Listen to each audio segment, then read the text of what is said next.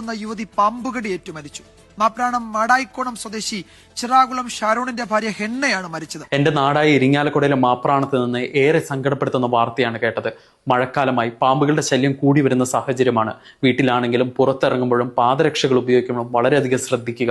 ഒരു പാമ്പുകടിയേറ്റാൽ ഉടനെ ചെയ്യേണ്ടതും ചെയ്യാൻ പാടില്ലാത്ത കുട്ടികളടക്കം എല്ലാവരും അറിഞ്ഞിരിക്കേണ്ട 6 കാര്യങ്ങൾ. 1. കടിച്ച പാമ്പ് വിഷപ്പാമ്പാകണമെന്നില്ല. ഇനി വിഷപ്പാമ്പാണെങ്കിൽ ഒരുപാട് വിഷം ശരീരത്തിൽ പ്രവേശിക്കണമെന്നില്ല. അതുകൊണ്ട് പേടിക്കാതിരിക്കുക, പേടിപ്പിക്കാതിരിക്കുക. 2. കടിച്ച പാമ്പിനെ അന്വേഷിച്ചു പോകാനോ അതിനെ തല്ലിക്കൊല്ലാനോ നിൽക്കേണ്ട ആവശ്യമില്ല. കഴിയുമെങ്കിൽ മാത്രം ഏത് പാമ്പാണെന്നോ അറ്റ്ലീസ്റ്റ് അതിന്റെ ഫീച്ചേഴ്സ് ഓർത്തിരിക്കുക. 3. കടിച്ച ഭാഗത്ത് മുറിവേൽപ്പിക്കാനോ അവിടെ നിന്ന് രക്തം സക്ക് ചെയ്തെടുക്കാനോ നോക്കരുത്.